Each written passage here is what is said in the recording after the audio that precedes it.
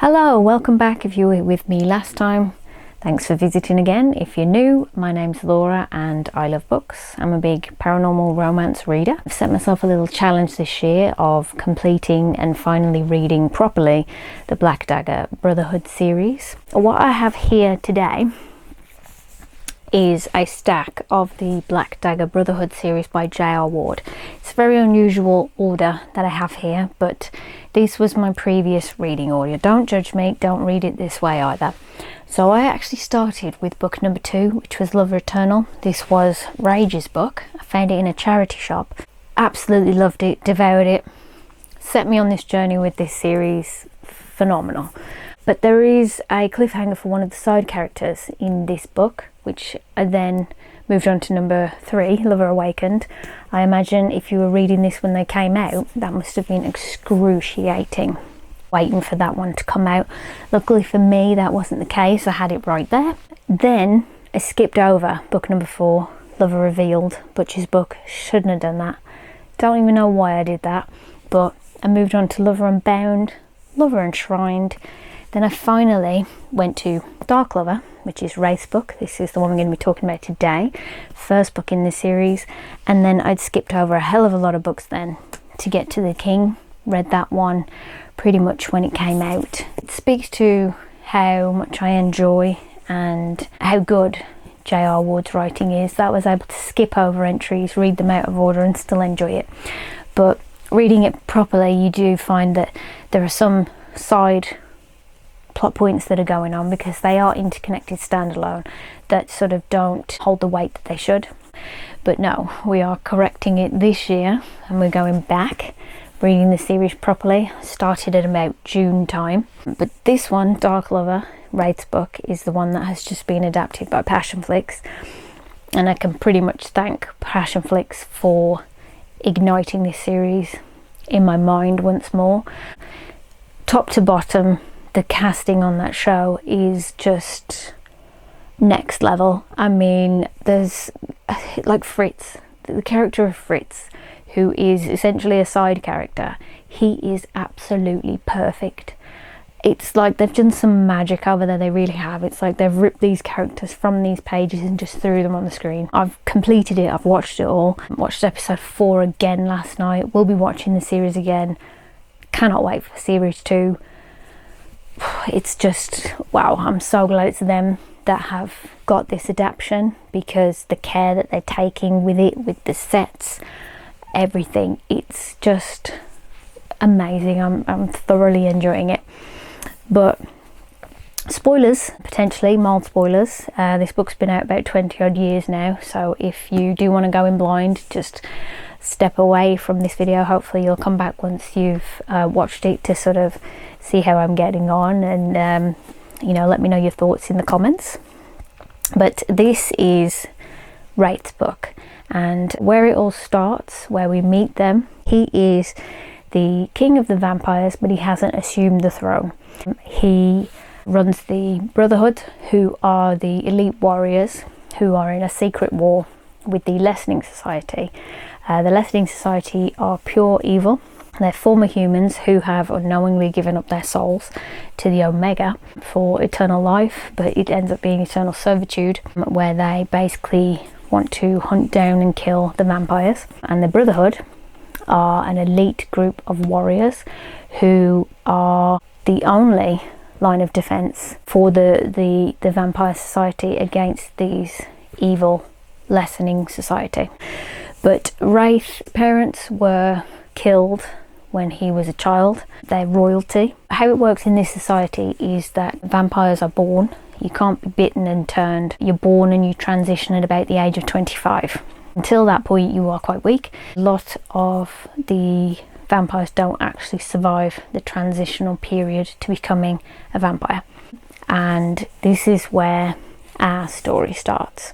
So there's a brother called Darius who approaches Wraith to help him, because he has one remaining child left, who is a half human, half vampire, Beth.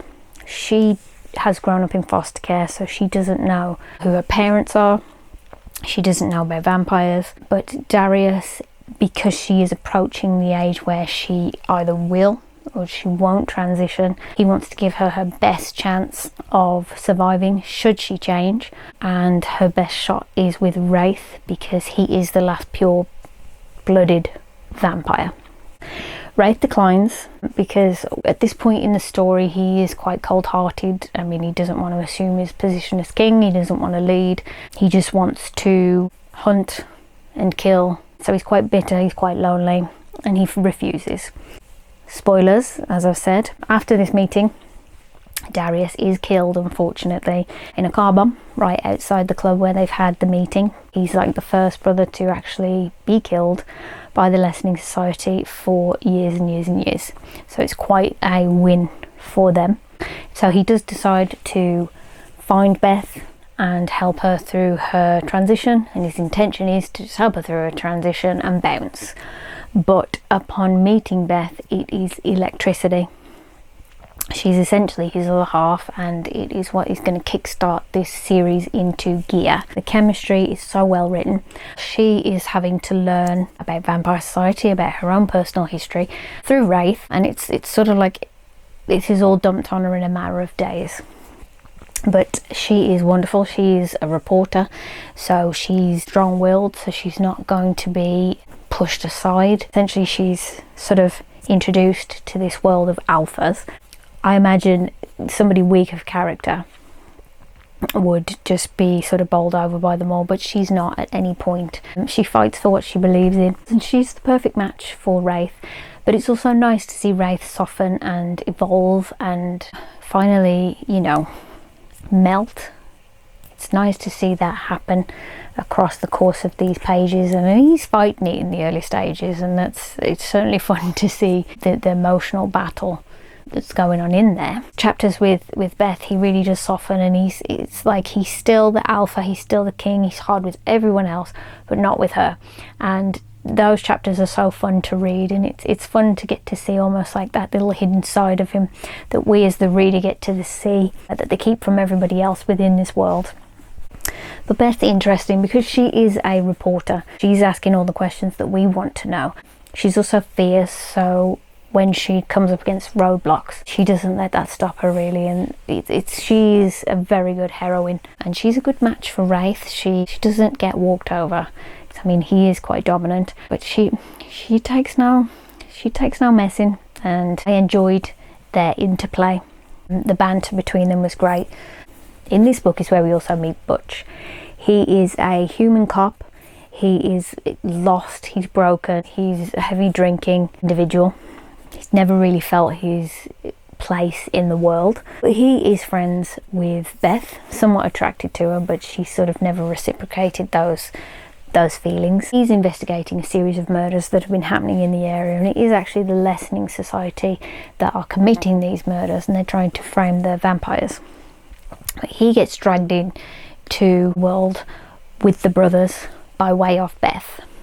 His scenes meeting the brothers for the first time is just some of my favourite chapters in this book. But they warm to him quite quickly. They see that he does in a roundabout way fit in their world, even though he is human. He fits. It's like he's found his home with the brothers. But what I like about these stories is, even though when it's on a friendship level, relationship level, the characters that are being brought into this series in this book, they all sort of, it's like they're returning home, it's like they belong. So everybody, and it's a theme throughout this series, that the characters really are better off when they are together, and it's one that I do quite enjoy. I mean, when we kind of meet these characters, you've got the brotherhood that's essentially on its knees. They're all broken, some of them cursed, and Beth being introduced to this world where she belongs just absolutely allows everybody else to start evolving and going on their own journeys. It's like they've all just been waiting for Wraith to meet her so that they can all start rising up out of their traumas. And it really is humble beginnings for this series and the 20 plus books that have come since. I mean, if this story didn't work, we wouldn't have what we have now. I mean, it's essential really that Wraith and Beth, who are the heart of this series, for them to be strong and engaging and well written, because of everything that's spanned off from this book, since J.R. Ward has got a knack of what in other series would be throwaway characters, but she's sort of setting them up in this book, even though they're going to play a key part later on down the road. J.R. Ward, the way she writes her female characters, they are so well written. So you have a character in there called Marissa, who is Wraith's Shellan. She has been his Shellan for centuries, which is kind of like in the Vampire Society they have, it's almost like their wife as such, but they've never, aside from just sharing blood to stay alive, they've never done anything else. So she's just been sat waiting. It could have so easily gone into the realm of pitting girls against each other, where she's just like the bitchy, you stealing my man kind of thing, but she takes a different tack with it, and I really enjoyed it, because even though Marissa is quiet, she's meek when we meet her at this, because society has told her that's how she's got to be, but she has like a quiet strength. When she meets Butch, her chapter with Butch is just, it's magnetic, it's good. But the females in this one, she really sets up strong female bonds throughout these, because the females are just as important as the males in this story. It's fun to read, it's fun to see where this is going. So even though this one could be seen as like a straightforward, simple kind of love story between Wrath and Beth, it very much is the building blocks for the rest of the series. This is such a solid, strong start to this series, and it's got a lot to carry on its shoulders. If you look at what the series has become now, this one, if this wasn't a success, we wouldn't have what we have now.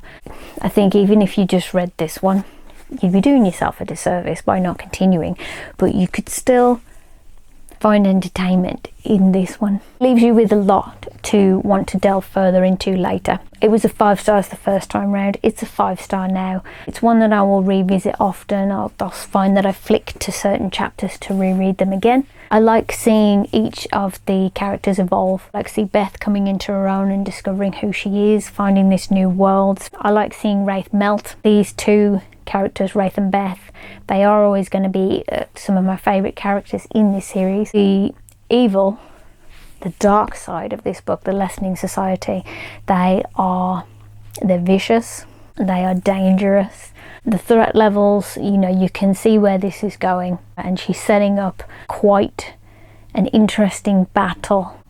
Overall, this one has held up. I enjoy it just as much as the first time round. If you enjoy vampires, it's a nice little twist. She puts enough changes in there so that it defines itself from, because it is a genre that has been done many times over the years, but I do like the setup in this one. I like the lore, but as the first step in like what is an epic series, this is fantastic. This one's always going to hold a special place for me, because it did kickstart everything. The seeds that she's set in this one, that she's carried forth into other books, they're amazing. If you are looking for a contemporary vampire romance, highly recommend this one. You've done with this one, watch the TV show. It's been incredibly fun. There's a reason that this got me out of a book slump. It's fast paced, it's well written, chemistry between the characters is just fire. Not even just the romantic chemistry, the starts of seeing the friendships between Butch and the brothers. It's all there, it's all fun. I love reading the chapters with the boys in this one when you see them together. It's got the right amount of action to romance. Nothing ever seems to slow this one down. I'm looking forward to moving on to the second book, Rage's book. If you haven't picked up Dark Lover, highly recommended. Hopefully you'll stick with me and see what I think of this absolute classic in the next video. Hope you all have a good day and see you soon.